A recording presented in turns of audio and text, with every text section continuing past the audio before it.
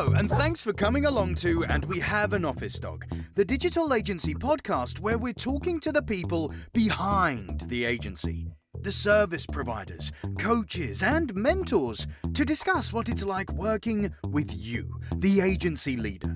With your host, Chris Simmons, the Agency Accelerator, talking to a different agency growth partner in each episode. What they love about working with you, what they wish you knew. All will be revealed. Okay, so let us begin. Over to you, Chris. Thanks, voiceover guy, and I'm very happy to have on the podcast today Rachael from Magic Digits. How are you doing?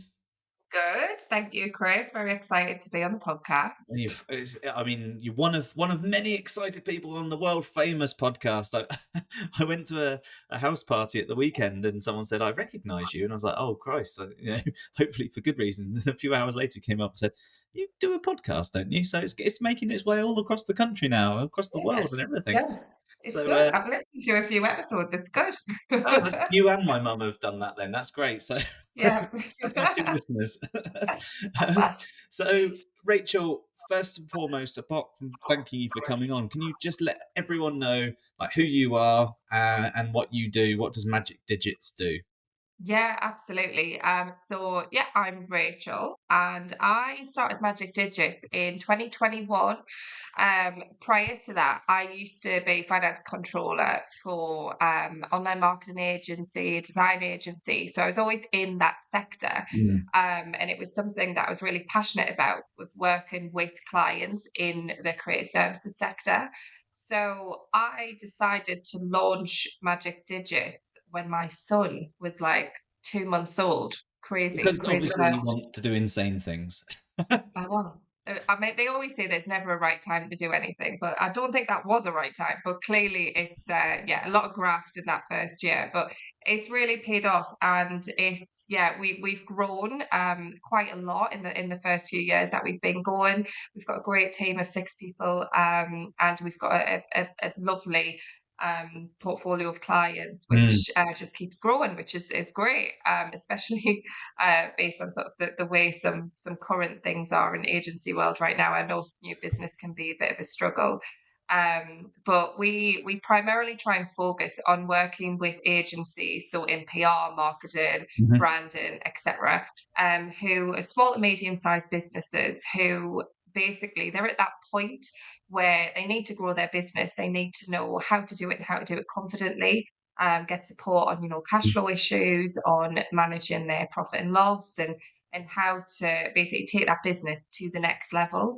Yeah. I mean, we all offer all of the usual things: bookkeeping, payroll, year-end accounts, all of those things. But yeah, management accountancy is sort of what we try and focus on, and having a niche in the sector is a real benefit, Yeah. I think, for clients who work with us. Absolutely, and I feel like a broken record all the time saying that agency leaders need to know their numbers, like know your numbers, and it's not just like client retention capacity, like talking about the numbers that pay the bills, and that's a big part of what you guys do. You help with that management accounting, management, the actual kind of this means that in terms of the numbers, because like you can't plan for the future, you can't have a strategy that doesn't have a financial dimension to it.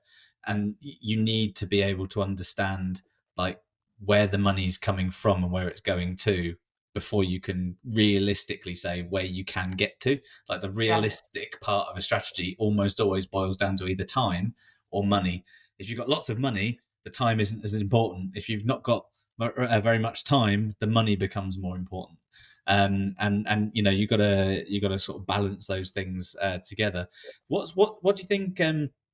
Like you work with a lot of agencies on the financial aspect end of things in terms of like helping them understand those numbers. What's one of the key areas that is not hardest to understand, but one of the most kind of like you must have those calls where an agency leader goes like the aha kind of thing. What happens most often for them? I think a lot of it can sometimes be like they might have an understanding, for instance, of their profit and loss, and how they're operating on a daily basis. And I mean, some clients that we work with like literally don't even look at it until we start working with them, and then the penny sort of drops, and they're like, "Oh, right, okay, that's why." we don't have cash in the bank every month and things like that. So it's sort of for those clients who don't do anything like that, I mean, it drops straight away because we're very able to produce a set of accounts and talk them through it and show them how the business is operating and Mm. what we can do to try and make things more efficient. For clients who like already have a decent understanding of their profit and loss, the one thing that we notice quite a lot is one, it's like over servicing of the clients Mm. that they've got and how much they're actually billing their clients. And a lot of the time, it is an over-servicing problem. And it might not, it might be that, the staff member, they can't necessarily, can't afford to hire, but at the same time, they don't want to lose any of those team Yeah. members that they've got, but they need to win more business. So it's working with that client to understand with the current costs that they've got in their business in terms of their overheads and their current staff costs, how are they managing Yeah. that business that they've got and how are they servicing it? And is there any way that we can pull out more profit? And even doing sometimes just things like looking at their staff costs versus their fee Hmm. is a huge thing to sort of look at and try and work out and set targets to basically make sure that they're billing enough revenue each month to cover the costs within that team. Yeah. Um, and But it's just having a bit of visibility over things like that, really. it's like a cash accordion type thing that goes on in agencies. They've got lots of cash and then they'll spend, but not think 3, 6 months down the line Yeah, without a yeah. plan for, okay, hiring is brutal at the minute, whether you're an employee Mm, or an employer. It's very expensive for an employer because of recruiters' fees, because of yeah, advertising fees, time costs, etc. And you spend, let's say you've got a £30,000 a year exec. They're actually 36 because you have to pay the recruiters' fees, but they're actually mm, about 42 when you consider national insurance contributions. And then you yeah. add the laptop on, and then Vision. and all of those sorts of things. Now you need three people. That's not £90,000. That's £120,000 across the year. And Mm. the accordion shrinks if that doesn't keep in pace with new clients coming in. So, knowing those numbers are really, really important, aren't they? Yeah, absolutely. And it's knowing as well, like when is it like an okay time to invest in something as well? It's like your business, if you have like a model where you can foresee like the next 12 months ahead, you can plan when's going to be potentially a good or a rough month. So you Yeah. can make those assumptions like quite early on of whether you need to be a bit more reserved in your spending or Yeah. whether you're good to go, basically. And that's what Mm. we try and do. We try and reassure a lot of agency owners that we work with, like whether or not that, for instance, we've got one client, obviously not naming names, but like they would say, that they've maybe been really careful with their cash, but they're doing really well, but they don't have the confidence to go, yes, you can hire now. Don't worry, you can. It's okay Mm. because of this, this, and this. And like it's that gives them the sort of it's just giving them the right reliability that they're okay to make that decision. Yeah. Um, but yeah. Hey, voiceover guy here. Me again. Minty Digital increased its number of clients by 38% within 6 months with the OMG Accelerator program. So check out omg.centre/info. Oh, sorry, Chris. Rude voiceover guy coming in, interrupting our lovely conversation. Rachel, what do you think you love the most about working with agencies? Because I know that you were in one and you were working in the sector, and then you've decided that's not enough. You now need to work with them directly, and many of them, as many as you possibly can. Well, you must love it. So, what is it that you love the most? Yeah, I mean, there's a number of different reasons, but I think one, like, it's I love the type of clients that we work with. I love the businesses that they work with and what they Mm. do in the service that they deliver. I find it very exciting. Like, I love working with PR clients and seeing the latest activations that they're doing. And it's great to see, all of these like ideas that they've got. And it's just, I run a finance agency, like in terms of creative, like we're very much just doers. And we do obviously think and we're very strategic, but like in terms of creating like pop-up and experiential things and things like that, like we don't do anything like that. So getting exposure from our clients and seeing what they're doing and how they're thinking about how they're Mm. delivering things to their clients. Like it's really interesting and it's stuff that I take away as well. And really look at their creative ideas and how they've thought about something, and sort of try and apply it to things that we do. And yes, I think like every day is an exciting day with the clients that we work with. But also I get a lot of joy working with business owners who want to increase the profit of their business and make their business that they love. And that's the thing, a lot of the time, the agencies that they work with, we work directly with the owners of the business. Yeah. There's no loads of shareholders involved or anything like that.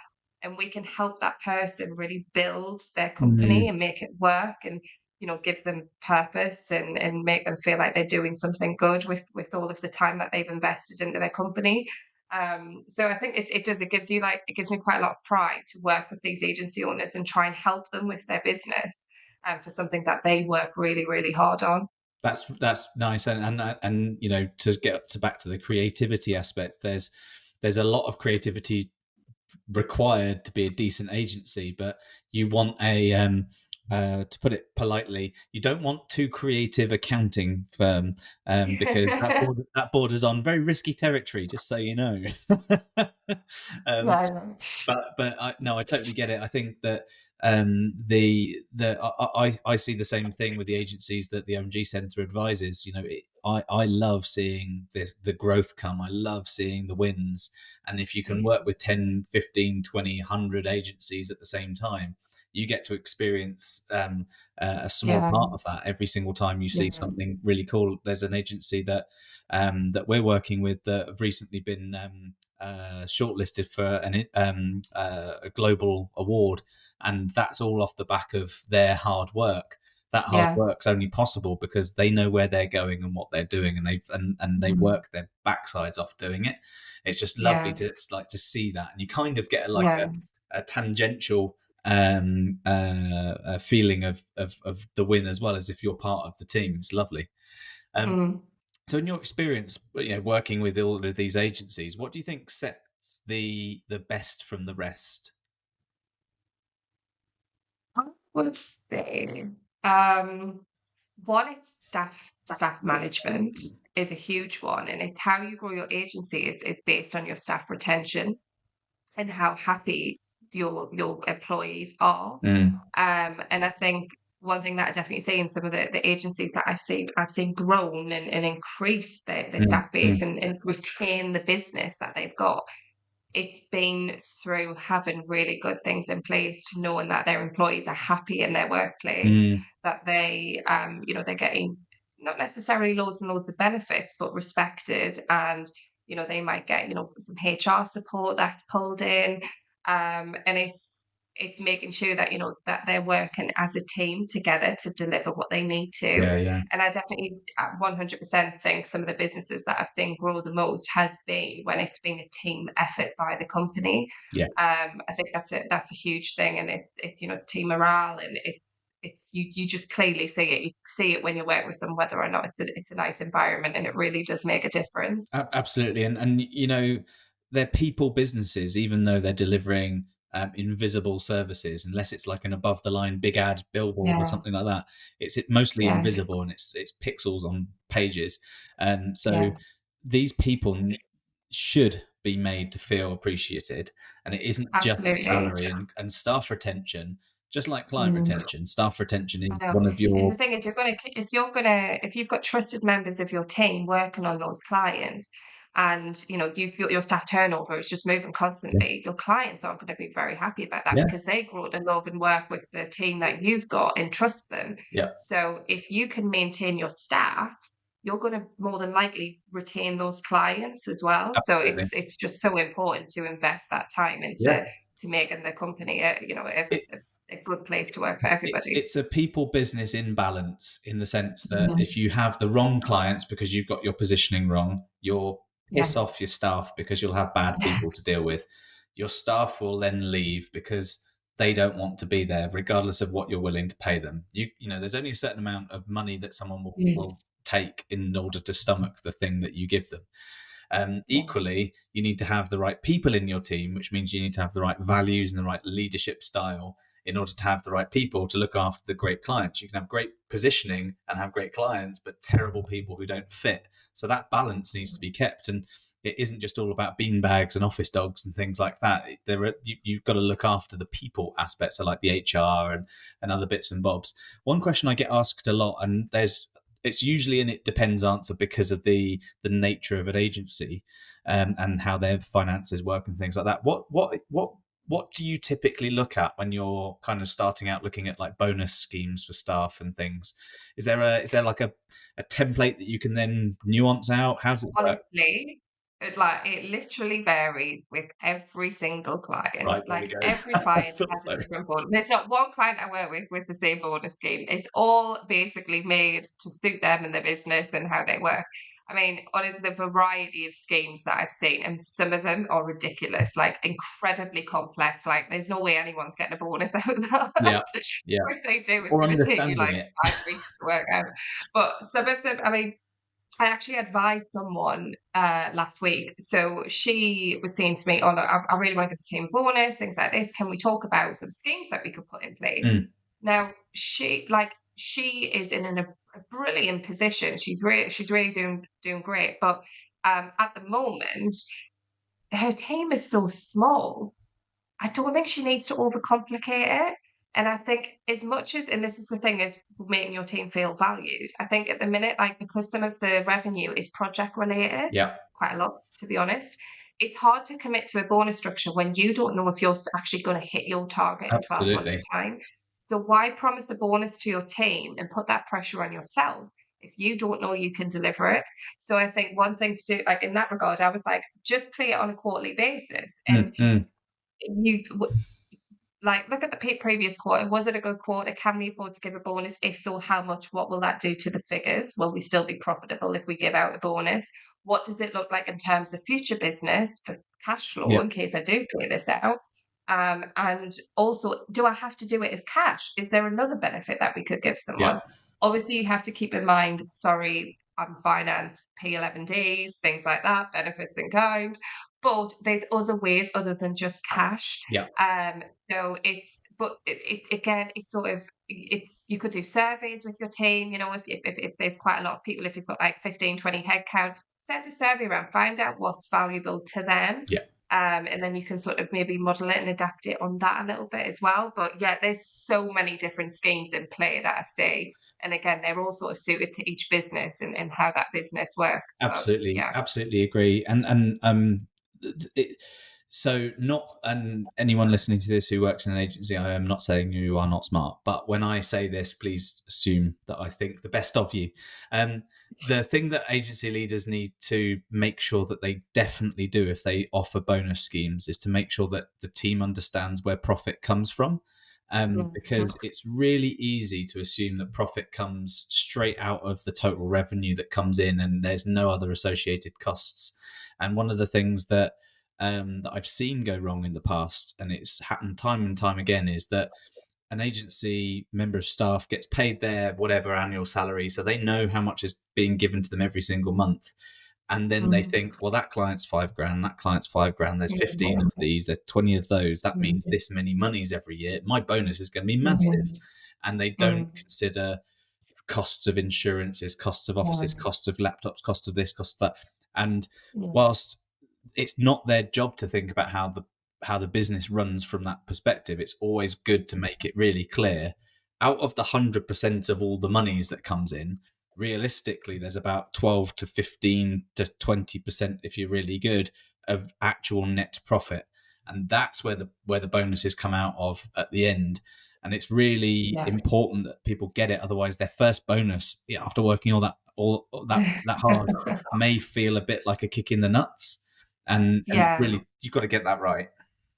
Yeah. It's how transparent you want to be with your team, isn't it, as well? It's like some companies are like really will just tell you the profit figure and then that's it, and then you know it. And other companies want to be a little bit more reserved about it. And Mm. it's fine both ways, whichever way you want to work. But it's sort of, it's how can you, like, it might be that some of your senior team, are more aware of some of the figures than the junior team. Yeah, And it could be that, they're measured a little bit more on staff costs and their team and how are they, and, in the freelancer costs associated with that. And if they can manage that to a certain level, yeah, and that's, a percentage of, fee or whatever. If that's managed on that level, then you could give a bonus out in that regard, and that incentivizes them to basically manage their team and the costs associated with their team and freelancing costs and things like that. And that puts a little bit of pressure on them as well.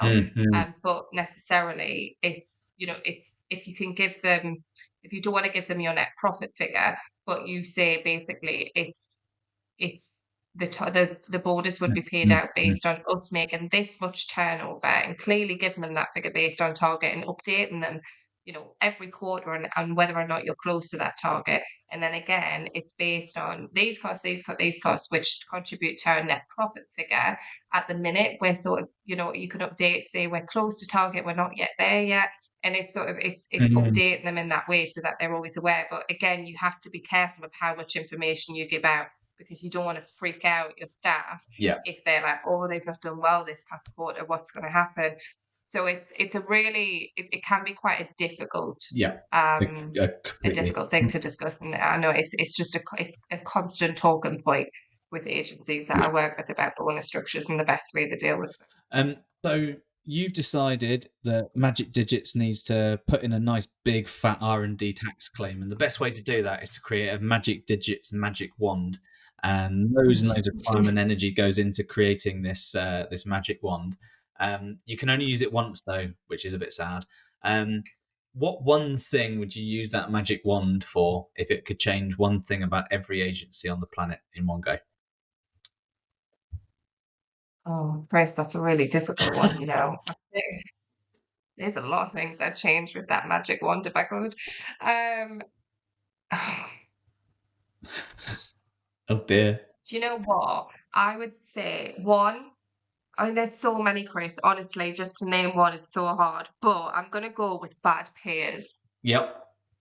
Can I go with bad payers? Yeah. Is that a good one? So that is such a huge issue. If we could get everybody to pay their invoices on time, then that would just solve so many cash flow problems for clients. There's a lot to unpack with that, in the sense that there's a huge amount of things that make that usually happen, and sometimes it's just ridiculous expectation management and not really making your policies clear. But sometimes it's just because you're working with an owner-director of a similarly busy business who just gets. So invoice reminders can also help quite a lot. Absolutely. But yeah, it's so many people rely on that cash coming in a certain period or a certain month to then be able to do, pay their VAT bills and all of these other things that they're doing. And I just think, how lovely would it be if everybody paid their invoices on time, and you didn't have to get legal involved, and you could, your cash flow was always correct because everyone paid according to their due date. That would just be lovely, but that will never happen. No, it won't, but it will be lovely, and hence why it will be a magic wand. Rachel, thanks so much for coming on the podcast. Thank you for having me. No, it's been great. Thank you, Chris. Thanks a lot. And in the next episode, we'll be speaking with another agency advisor, mentor, trainer, or partner. In the meantime, have a great afternoon.